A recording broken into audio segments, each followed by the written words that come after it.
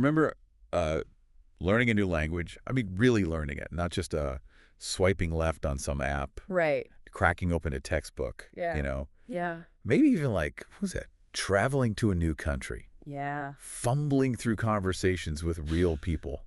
Ah, the good old days. This article, How AI is Reshaping Self-Growth, well, it seems to think those days are gone. Over. Kaput. It's fascinating, isn't it? Like struggling through grammar or, getting lost in a foreign city. That's just like a relic of the past. Like we should be ashamed of it. Yeah, like we didn't have the almighty algorithm to guide us. Exactly. So now we've got apps like Duolingo promising fluency. Oh, yeah. With just a few minutes a day. Just a few minutes. That's all it takes. Screen time, that is. Screen time. They brag about their AI-powered personalization, but honestly, isn't that just a fancy way of saying keeping us addicted to our phone? Oh, absolutely, 100%. The article even says Duolingo has seen a huge surge in user engagement since implementing these so-called personalized features. But do they talk about how many people actually become fluent? Well, the article conveniently forgets to mention the tiny fraction of users who actually reach fluency. It seems like the goal is screen time, not language mastery. Yeah, maximizing those ad dollars. Exactly. It really makes you wonder, what are we sacrificing in this pursuit of instant gratification? I mean, remember that feeling of finally being able to have a conversation in another language? Right. Making connections with people from different cultures. Absolutely, that real human connection. And it seems to be getting lost. Lost in the algorithm. Yeah, in the shuffle. It's like we're trading real-world experiences for this illusion of progress. Yeah. Instead of immersing ourselves in a new language and culture, we're letting an algorithm tell us what to learn and how to learn it. And it's not just language learning. This article also talks about AI-powered therapy apps. Oh, yeah. Like WoBot as the solution to all our mental health woes. Of course. So now we can outsource our emotional well-being to an algorithm. Why not? Makes perfect sense. The article actually quotes a study saying users of these apps reported, less anxiety and depression symptoms. Sure. But does it address the long-term consequences of relying on technology for emotional support? It does not. It's like slapping a Band-Aid on a bullet wound. Exactly.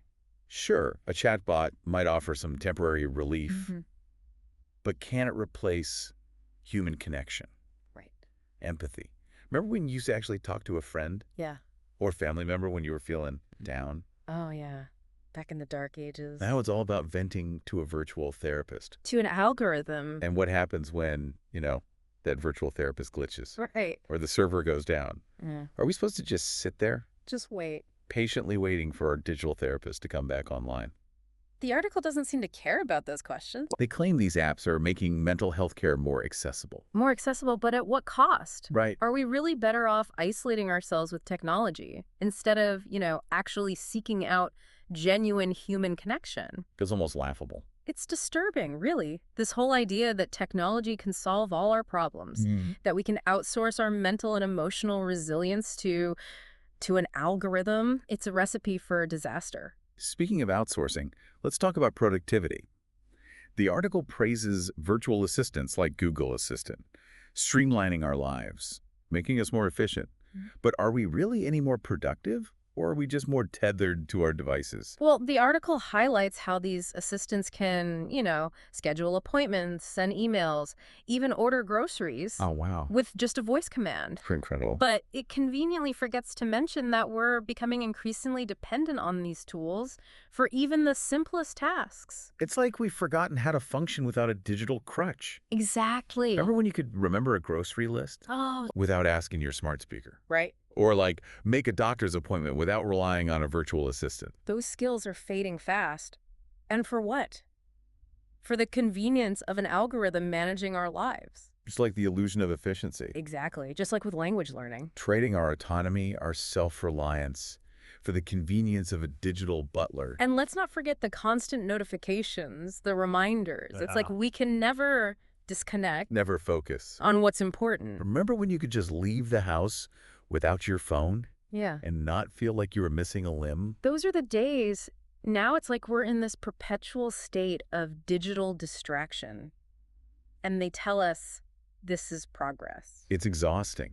This article talks about how AI is helping us optimize our lives, But what's the point of optimization if we're constantly stressed, Yeah. overwhelmed? It's like we're running on a treadmill that just keeps getting faster and faster, but we're not going anywhere. And who's setting the pace on this treadmill?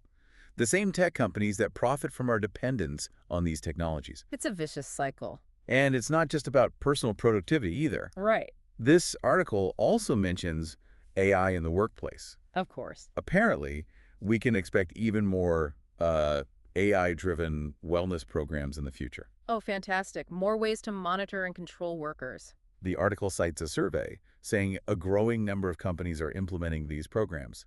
But is it really about employee well-being? That's the question, isn't it? Or is it another way for corporations to, keep tabs on their workers? It's like Big Brother meets your Fitbit. Exactly. They collect all this data about us. Sleep patterns, Yeah. stress levels, activity levels. All in the name of wellness. But who has access to that data and how are they using it? The article doesn't want to talk about those questions. It's a slippery slope. Oh. We're already seeing the rise of surveillance capitalism. Our data is being collected, sold, Without our knowledge. without our consent. Now imagine that same level of data collection, but applied to our physical and mental health in the workplace. A recipe for disaster. Imagine your job security being tied to your sleep score. Right.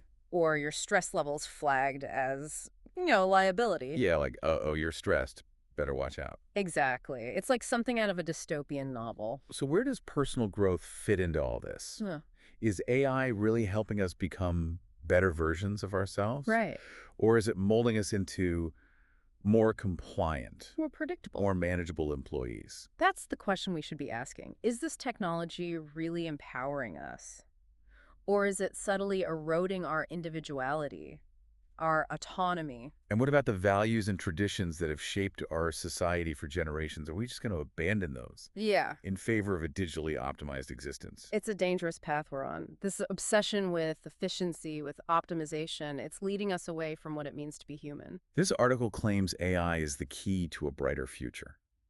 But something tells me we've lost a lot more than we've gained. It certainly feels that way. But hey, at least we can ask our virtual assistant to play us a calming meditation track Right. while we try to process all this. Oh, the irony. Using technology to try and disconnect from technology. It's like we've forgotten how to be alone with our own thoughts. We need an app to tell us how to relax, how to breathe, how to be. It's a sad state of affairs. But maybe, just maybe, it's not too late to reclaim our humanity, to rediscover the joys of a simpler, less digitized existence. There's still hope. We've traded the peace and quiet, for the constant buzz of notifications, even meditation, something that's supposed to be about disconnecting. It's just become another data point to be tracked and analyzed. The article actually praises these meditation apps for their ability to personalize the experience based on your mood, your stress levels. But isn't that missing the point? I mean, meditation's about inner peace, stillness, not optimizing your mental state with an algorithm. We're just so used to being managed, controlled by technology that we've forgotten how to simply be. We need an app to tell us how to relax, how to breathe, how to exist even. And that brings us to, I guess, another disturbing trend highlighted in this article, the increasing role of AI in the workplace. I mean, we're already seeing it. AI being used in hiring, performance evaluations, Right. even job cuts. Oh, yeah. The article paints this rosy picture of how AI is going to revolutionize the workplace, make it more efficient, more productive. But it fails to address the concerns about job displacement and the erosion of human skills. It's like they're trying to convince us robots are going to create more jobs than they destroy. But history tells a different story. Right. Technological advancements often lead to job losses, especially for low-skilled workers, people in repetitive roles. And what about the impact on those of us who manage to keep our jobs? Right. The article talks about AI freeing us from mundane tasks, allowing us to focus on more creative work, but is that what's really happening? It seems like AI is being used to automate tasks that humans used to do, leading to increased workloads, more pressure for those who are left. And let's not forget the constant surveillance, the monitoring. That comes with all these AI-powered systems. We're trading our autonomy, our privacy, for the illusion of progress. We're becoming cogs in a machine, our every move tracked, analyzed by algorithms. What about the impact on, our relationships with our colleagues? The article talks about AI facilitating collaboration, communication. But it ignores the potential for these systems to create, more isolation, more disconnect. Right. We're already seeing less face-to-face interaction in the workplace. More and more communication is happening online through digital platforms. And with the rise of AI, we can expect that trend to, well, accelerate. It's like we're losing the human touch Yeah. in every aspect of our lives, our personal relationships, Yeah. our professional interactions. We're becoming isolated, our lives mediated by screens and algorithms. And that brings us to one of the most concerning aspects, the potential for these AI systems to perpetuate, to amplify existing biases. The article mentions this concern, but it just dismisses it as a technical challenge that can be overcome with better algorithms. But the reality is, bias is baked into these systems from the ground up. The data used to train these algorithms. It reflects the biases that already exist in our society, and as a result, these systems often replicate, even amplify, those biases. It's like we're creating a digital mirror of our own flawed society, and then allowing that mirror to shape our future. We're trusting our decisions, our judgments, even our values, to systems that are inherently biased. And what happens when those systems make mistakes? Right. The article assures us that, AI systems are constantly being improved, refined, but the reality is they're fallible, just like any technology. And when they make mistakes, the consequences can be devastating. We've already seen it. AI systems being used to make discriminatory decisions in hiring, lending, even the criminal justice system. And as these systems get more sophisticated, more integrated into our lives, the potential for harm only increases. It's sobering, isn't it? We're rushing headlong into a future controlled by algorithms without fully considering the consequences. And it's not just about the potential for harm. It's about the loss of something essential, something that makes us human, our ability to think critically, to make our own judgments, to exercise our free will. We're outsourcing our humanity to these machines. We're becoming passive consumers of information, our opinions, our beliefs, shaped by algorithms. And that brings us to the final question, maybe the most disturbing one, raised by this article. What happens to our sense of self in a world increasingly dominated by AI? That's the question, isn't it? Philosophers and scientists have been grappling with it for decades. And as AI becomes more sophisticated, more integrated into our lives, the answer only gets more elusive. The article suggests AI can help us understand ourselves better by giving us insights into our behavior, our motivations. But is that really true understanding, or is it just a reflection of the data these systems have collected? It's like looking in a distorted mirror. We might recognize ourselves, but it's not a true representation of who we are. And what happens when we start to believe that distorted image? What happens when our sense of self becomes so intertwined with the data points, the algorithms that define us in the digital world? It's chilling, really. We risk losing touch with our true selves, our authentic identities, and becoming puppets of the algorithms that control our lives. And that's the ultimate danger, the erosion of the very essence of what it means to be human. We're trading our autonomy, our privacy, even our souls, for the convenience, the efficiency, the digitally optimized existence. A Faustian bargain indeed, one that we may come to regret. We need to step back from the precipice and ask ourselves, is this the future we want?